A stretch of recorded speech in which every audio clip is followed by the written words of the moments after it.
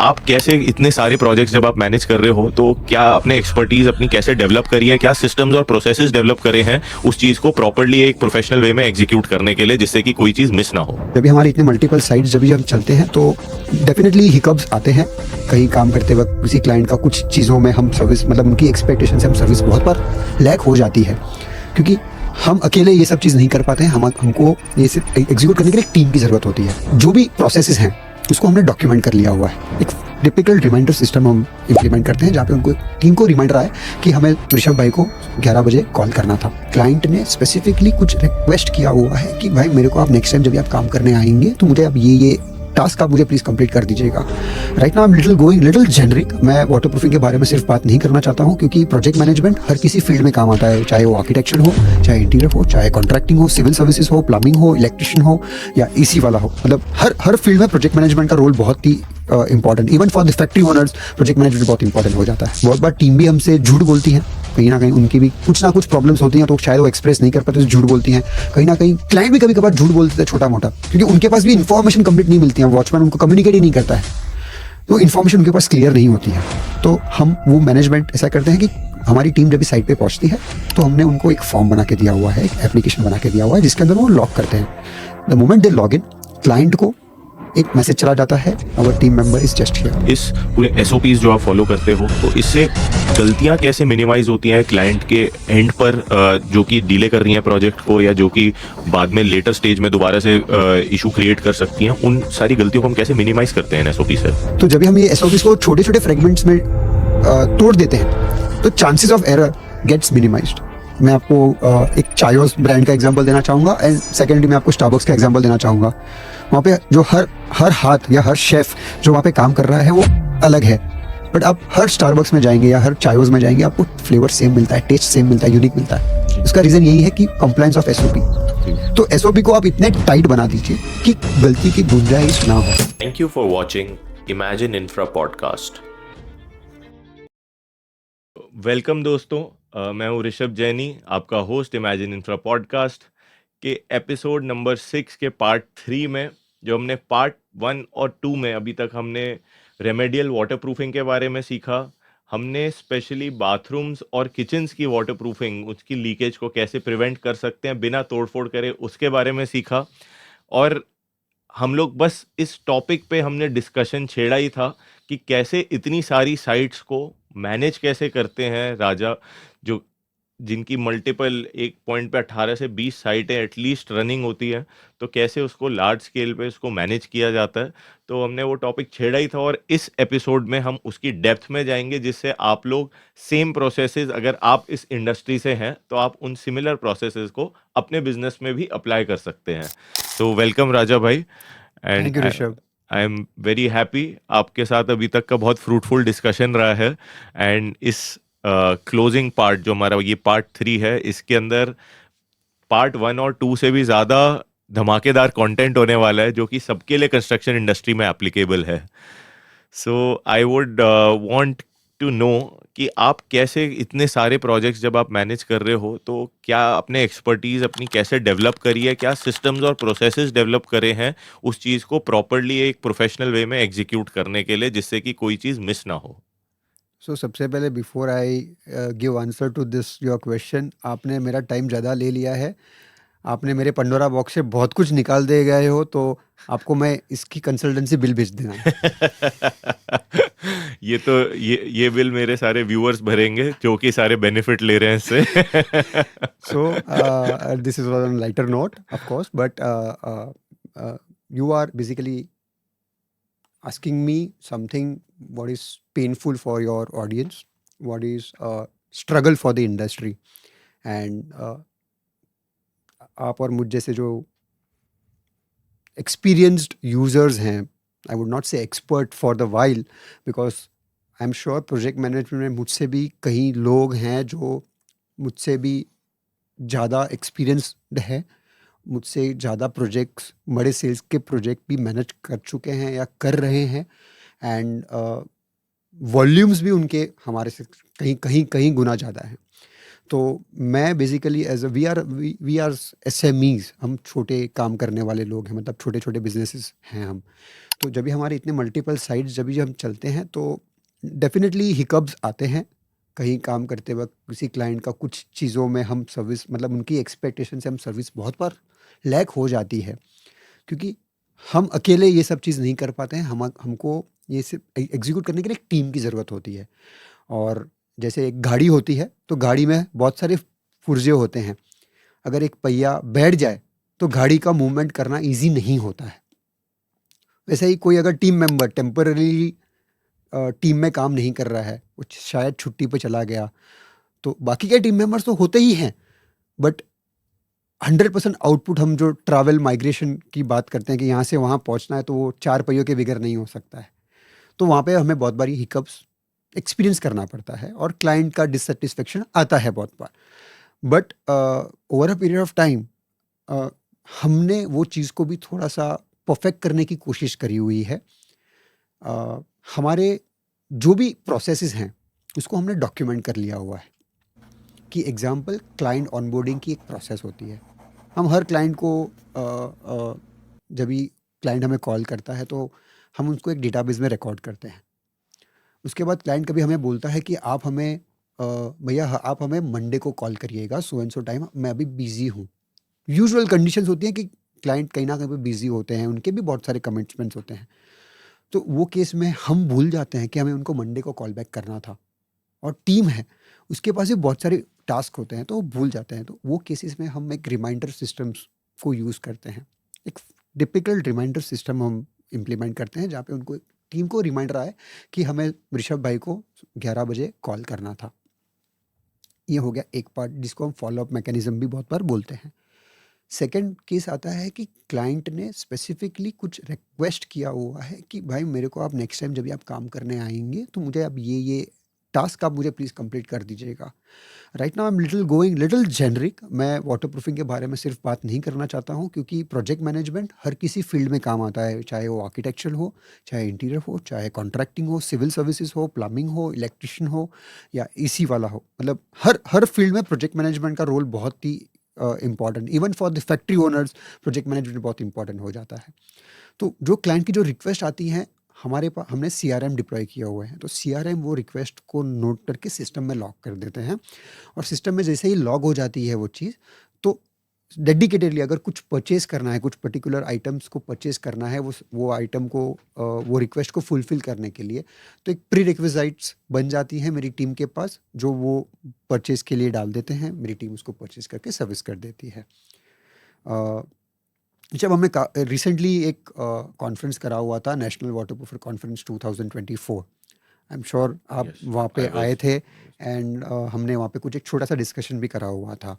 और मैंने वो प्रेजेंटेशन में मेरी सिस्टम्स का इम्प्लीमेंटेशन हम कैसे करते हैं उसके बारे में मैंने एक डेमो दिया हुआ था। मैं आपको वो डेमो की लिंक शायद आपको शेयर कर दूंगा, तो आप आपके व्यूअर्स के साथ आप उसको एनेबल कर सकते हो। जी। तो उसके अंदर उनको और बेहतर तरीके से समझ आएगा कि प्रोजेक्ट मैनेजमेंट में हम किस तरीके से डीप डाइव करते हैं छोटी छोटी साइट्स के लिए। क्योंकि छोटी साइट में ना कॉम्प्लिकेशंस ये हो जाती हैं, मल्टीपल पार्टीज के साथ डील करना है, मल्टीपल स्टेक होल्डर्स के साथ डील करना है। एज ए कंसल्टेंट हमारा क्लाइंट को छोटी छोटी क्वेरी के लिए हमें कॉल करते हैं, और बहुत बार हर क्वेरी का answer me as a primary consultant और principal consultant is not possible. तो मैंने कुछ ऑलरेडी SOPs बना रखे हैं, कुछ FAQs बना रखे हैं, कुछ टीम्स को ऑलरेडी मैंने ट्रेनिंग दे रखी हुई है कि आपका ये क्वेश्चन का आंसर ये होता है टिपिकल केसेस में। बट स्टिल हर बार कुछ ना कुछ, जैसे मैंने आपको ऑलरेडी बताया, स्कोप ऑफ इम्प्रूवमेंट हर बार हमें मिलता है। हम खुद ही जब भी वो चीज़ को रिविजिट करते हैं 3 महीने के बाद, वो डॉक्यूमेंट हमें लगता है यार ये क्या बकवास लिख दिया था हमने, इसका आंसर तो ये है, बेटर आंसर तो ये है, इसका बेटर आंसर ये है। SOP is one part of it. Second, implementation of SOP। Example, client हमें जब भी कॉल करता है, बोलता है आपका बंदा या आपके टीम को आप हमें कल 10 बजे डिप्लॉय कर दीजिएगा। बहुत बार हमारी टीम 9:55 पे या 9:40 पे पहुंच जाती है, क्योंकि हमने उनको टैग दिया हुआ है, भाई आपको ये टैग में आपको पहुंचना ही है, टर्न अराउंड टाइम आपको मेंटेन करना ही करना है। बट हम उसको वैलिडेट नहीं कर पाते हैं। बहुत बार टीम भी हमसे झूठ बोलती है कहीं ना कहीं उनकी भी कुछ ना कुछ प्रॉब्लम्स होती हैं, तो शायद वो एक्सप्रेस नहीं कर पाते, तो झूठ बोलती हैं। कहीं ना कहीं क्लाइंट भी कभी कभार झूठ बोलते थे छोटा मोटा, क्योंकि उनके पास भी इन्फॉर्मेशन कंप्लीट नहीं मिलती है, वॉचमैन उनको कम्युनिकेट ही नहीं करता है, तो इन्फॉर्मेशन उनके पास क्लियर नहीं होती है। तो हम वो मैनेजमेंट ऐसा करते हैं कि हमारी टीम जब भी साइट पे पहुंचती है तो हमने उनको एक फॉर्म बना के दिया हुआ है, एक एप्लीकेशन बना के दिया हुआ है, जिसके अंदर वो लॉग करते हैं। The moment they log in, client को एक मैसेज चला जाता है, our team member is just here. It's something like a Uber. अगर आप उबर ऐप यूज़ करते हो तो ड्राइवर आपका जब भी नज़दीक पहुंच जाता है तो आपको इंडिकेशन मिलता है कि आपका ड्राइवर पहुंच चुका है या पहुंच रहा है, समथिंग सिमिलर। तो क्लाइंट को समझ आ जाता है कि मैंने जो रिक्वेस्ट के लिए टेक्नीशियन को बुलाया था या एप्लीकेटर को बुलाया था वो ऑलरेडी आ चुका है। This is point number 1। Second, मेरा जब भी टीम मेंबर जब भी साइट पे पहुंचता है तो प्रॉब्लम समझने के बाद at the completion of a problem client को एक कंफर्मेशन ओटीपी जाता है। जब तक टेक्नीशियन वो ओटीपी उसके सिस्टम में नहीं डालता है तब तक कॉल क्लोज नहीं होते हैं। तो क्लाइंट कभी ऐसा नहीं बोल सकते हैं कि आपका टेक्नीशियन आके काम करके गया या काम किया ही नहीं, क्योंकि अगर सेटिस्फेक्शन नहीं है तब तक क्लाइंट उनको ओटीपी नहीं देते हैं। तो एक ट्रांजैक्शन कंप्लीट करने के लिए एक चेन है, तो जिसकी वजह से हमारा बैक एंड फोर्थ जो होता है, बिना बिना मतलब की बहसें जो हो जाती है कभी कभार क्लाइंट के साथ, तो वो मिनिमाइज हो जाती है। थर्ड, काम कंप्लीट हो जाने के बाद जब भी टेक्नीशियन बैक ऑफिस रिटर्न करते हैं तो दे फिल अ रिपोर्ट कि उन्होंने क्या काम एग्जीक्यूट करा है साइट के ऊपर, या क्या फॉल्ट आइडेंटिफाई किया हुआ है और उसका रेमेडियल मेजर उन्होंने क्या लिया हुआ है, तो वो सिस्टम में इनपुट हो जाते हैं। तो क्लाइंट की जब भी हिस्ट्री देखते हैं हम कि example Rishabh Jaini as a client, उनके घर पे हमने सर्विस करा हुआ था, तो क्या सर्विस करा हुआ था, कौन टेक्नीशियन गया हुआ था, उसने क्या रेमेडियल मेजर लिए हुए थे, तो बाकायदा फुल फ्लेज ईआरपी या फुल फ्लेज सीआरएम एप्लीकेशन का काम हम बिना सीआरएम के बेसिक सी शीट्स के अंदर, गूगल शीट्स, एक्सेल शीट्स के अंदर हम काम कर रहे हैं।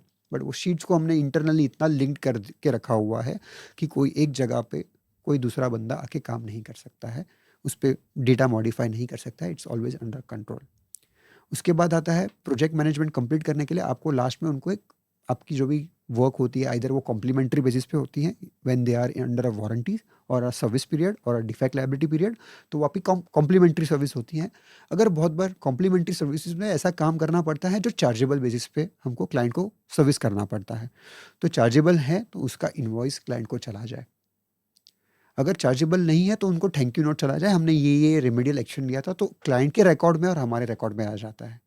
बहुत बार अभी क्या है, हम इतने बिजी हो गए हैं ऋषभ कि हमारे पास ध्यान ही नहीं होता है यार हमने कल क्या बात करी हुई थी वो पर्सन से, या वो बंदे ने आके क्या काम कर गया। हमारी लाइफ इतनी फास्ट हो चुकी है। तो जब ये डॉक्यूमेंट बन के क्लाइंट के पास चला जाता है, उसके आर्काइवल मेल के रिकॉर्ड में पड़ा हुआ रहता है, तो उनको एक सेटिस्फेक्शन मिलता है कि जब भी देखना हो तो वो देख सकते हैं। तो chances of dispute between us and the client minimises drastically.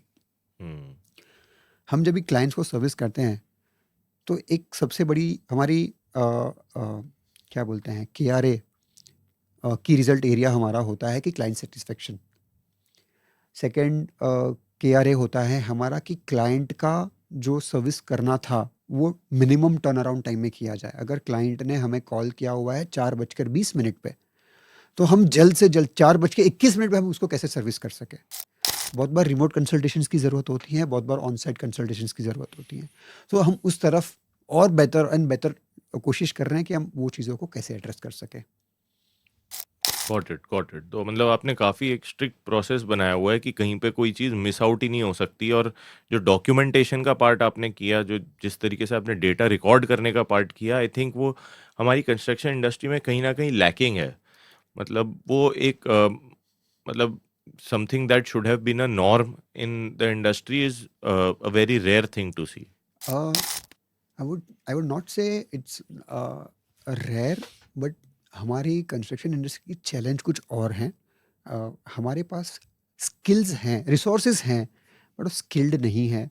शायद हम as a fore frontiers of industry हम भी इतने एफर्ट्स शायद नहीं डाल पा रहे हैं जितने डालने चाहिए थे स्किल को ट्रांसफॉर्म करने के लिए। स्किल आपके पास है, शायद मेरे पास स्किल है, बट क्या हमारी टीम भी इतनी स्किल्ड है? Are they skilled enough? what are we doing to embrace our skill, part our skill to them?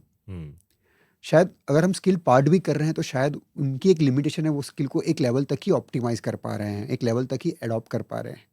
तो ये सब फैक्टर्स हैं जहाँ पे स्किल डेवलपमेंट का रोल बहुत बड़ा आ जाता है।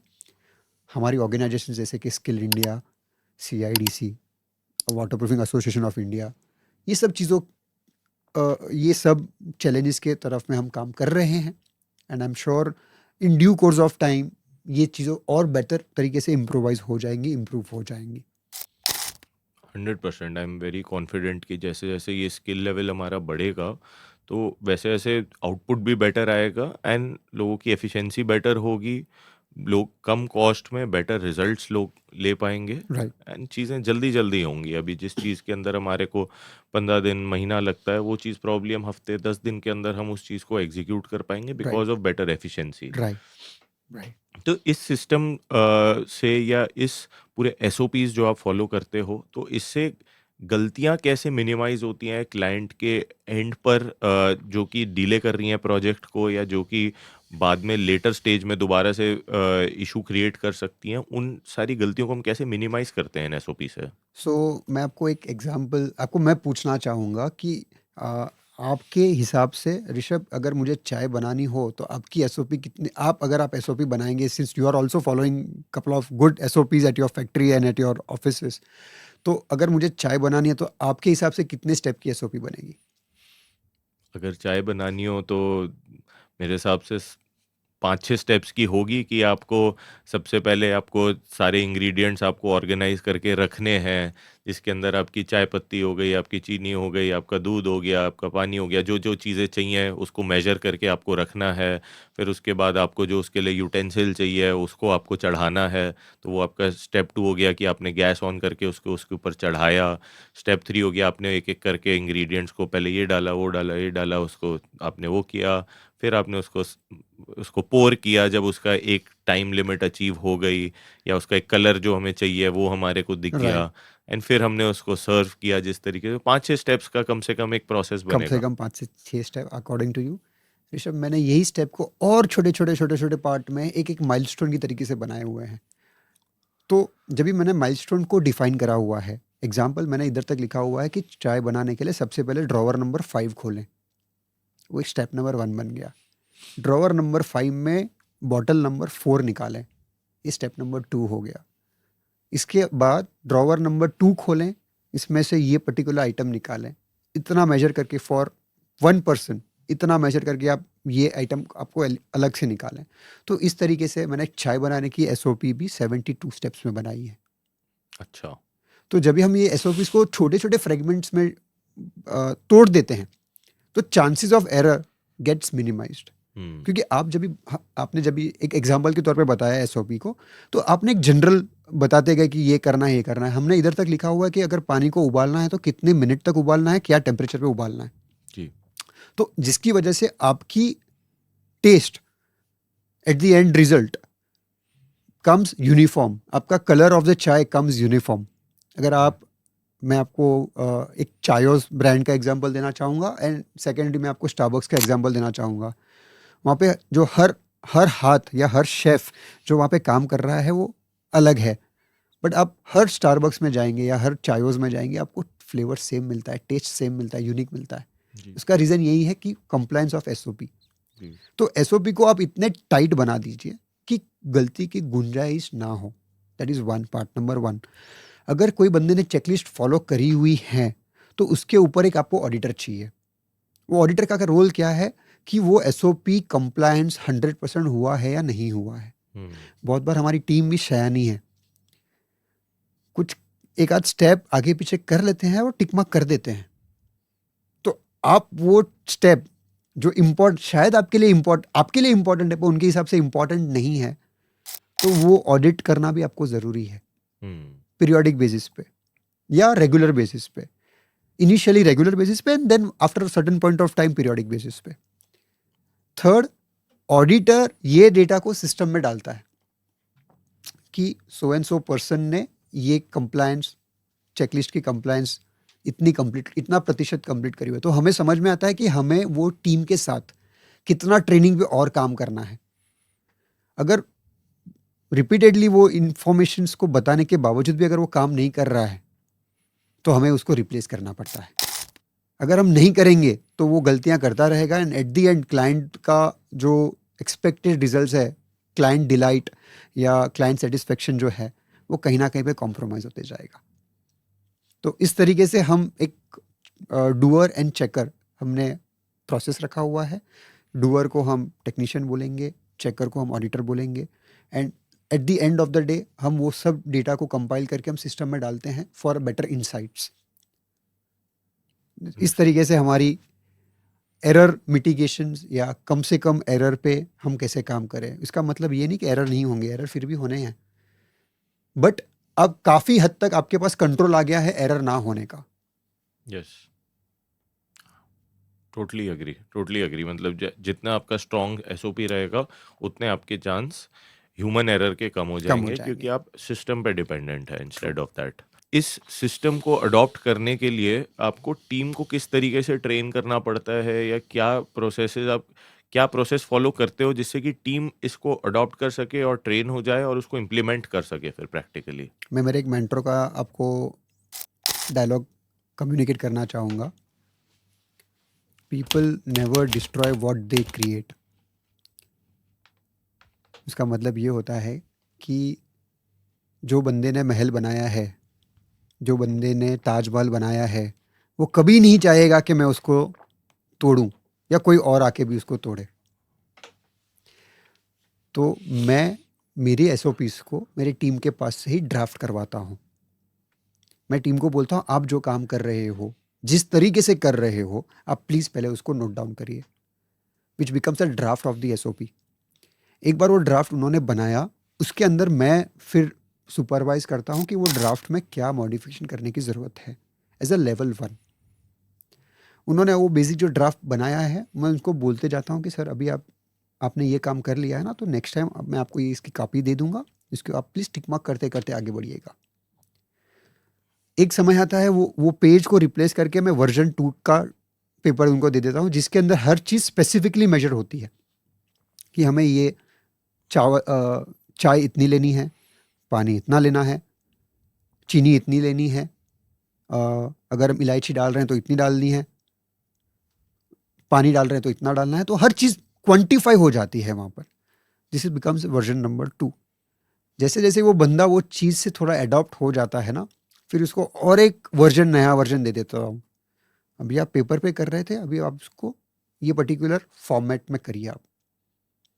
उससे होता क्या है कि टीम के लिए सडन ट्रांसफॉर्मेशन नहीं है। जो पर्सन को स्क्रीन के ऊपर काम करने की आदत नहीं है, या सिस्टम के ऊपर काम करने की आदत नहीं है, कंप्यूटर सिस्टम्स के ऊपर काम करने की आदत नहीं है, और आप उनको बोलोगे कि भैया आपको कल से कंप्यूटर पे काम करना है, या गाड़ी चलाने वाले ड्राइवर को आप दूसरे ही दिन आप बोलोगे आपको अभी मेरा जेट प्लेन चलाना है, तो शायद उनके लिए कंफर्टेबल सिचुएशन नहीं रहेगा और एट द एंड वो डिजास्टर में कन्वर्ट हो जाएगा। So the training and the versions of the training, levels of the training become very important for us to train our team. This is a part of a project management again. और जैसे जैसे team बढ़ते जाती है, हम उसकी seniority फिर हम डिसाइड करते हैं। कोई नया बंदे को अगर हम ऑनबोर्ड करते हैं तो इमीडिएटली हम उसको डायरेक्ट क्लाइंट के पास नहीं भेजते हैं। हम हमारी इंटरनल ट्रेनिंग में हम उनसे डिस्कस करते हैं कि भाई हम एज अ कंपनी हमारे वैल्यू सिस्टम्स ये हैं, हम ये क्लाइंट को देना चाहते हैं, आप कैसे डिलीवर करेंगे। तो this is a part of a team, how I manage. एक समय आ गया है अभी मेरे ऑर्गेनाइजेशन के अंदर कि मेरी टीम उनके नीचे की टीमों को ट्रेन करना शुरू कर दिया है। So I have become independent of the my downstream team to be trained. Got it. तो आपकी आइडियोलॉजी मतलब मेरे को बहुत अच्छी लगी कि आपने जैसे बोला कि people never destroy what they create.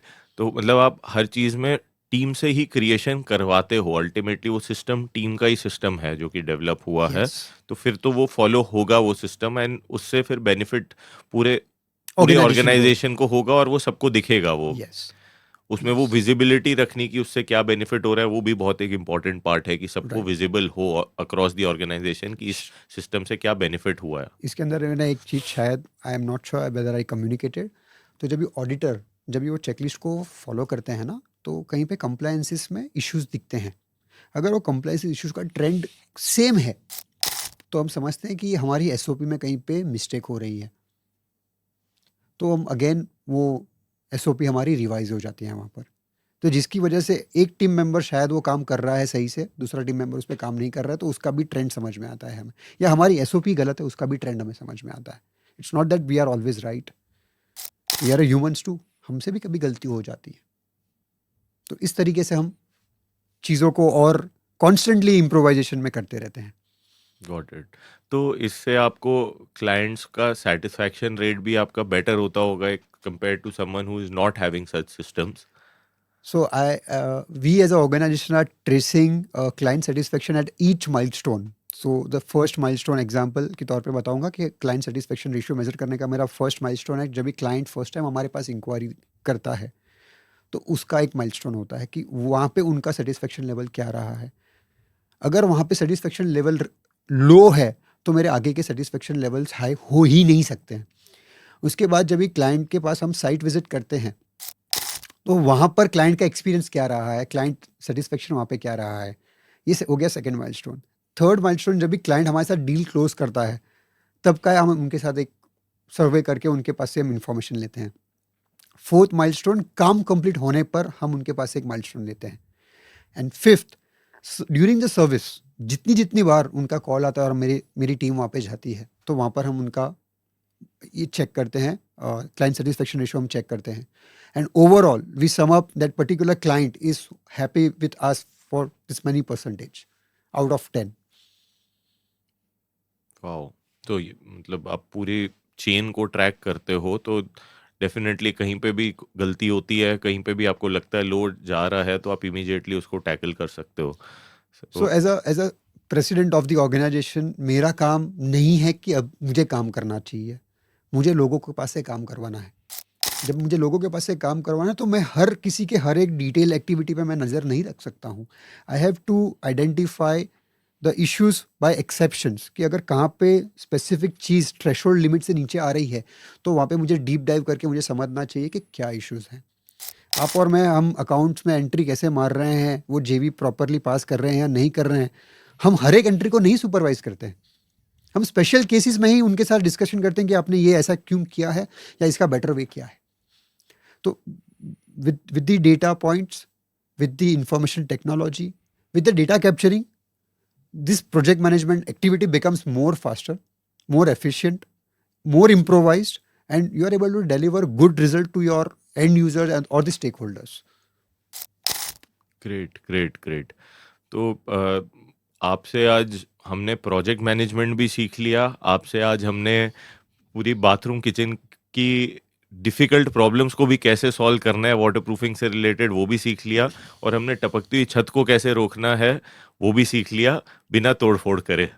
तो आई थिंक आपने एक्चुअली में अपना पैंडोरास बॉक्स आज खोला है सारे व्यूअर्स के लिए, and I am so thankful to that कि आप मेरे से इतना नेचुरल डिस्कशन आपके साथ रहा है, because you are such a great friend also. So आपके साथ बात करने में कोई एफर्ट ही नहीं लगता है, आपसे कोई चीज़ मतलब यू आर वेरी ट्रांसपेरेंट। आपने बहुत ही बिना कुछ रोके अपनी सारी information you put it out there, and I am sure कि ये वैल्यू हमारे हर व्यूअर को तीनों पार्ट्स अगर आपने देखे हैं तो तीनों पार्ट्स में आपको वैल्यू मिली होगी। और आप अगर आप इस बिज़नेस से रिलेटेड हैं, कंस्ट्रक्शन में आपका अपना कोई बिज़नेस है, तो आप उस पे वो लर्निंग्स अप्लाई कर सकते हैं। And if you are a home owner और अ बिल्डर जो जिसको ये प्रॉब्लम्स आती हैं, तो आपको पता है कि who is the right expert to contact for solving such problems, and you know what to expect कि अगर आप जैसे राजा तो बॉम्बे बेस्ड है, तो ये बॉम्बे साइड काम करते हैं। अब आपको पता है कि अगर आपको अपने एरिया में किसी से काम करवाना है, तो उनसे क्या एक्सपेक्टेशंस होनी चाहिए, किस तरीके की चीज़ों को आपको देखना है कि वो सही बंदा ठीक से काम कर रहा है कि नहीं कर रहा। तो आई एम श्योर आपको भी बहुत वैल्यू मिली होगी। तो थैंक यू राजा भाई, it was great having you on this podcast, and I really had a lot of fun. Thank you, Rishabh, for inviting me for your podcast, and I'm so happy कि एक समय में मैं आपका viewer था, and now I'm a podcaster with you. I'm podcasting with you, and I'm be of use to your viewers. Thank you so much. Thank you so much for inviting me.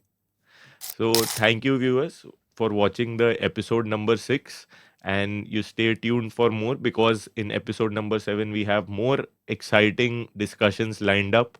So and keep subscribing and liking and sharing the videos that you like with your network, to help the channel grow as well as to provide more value to the people you know.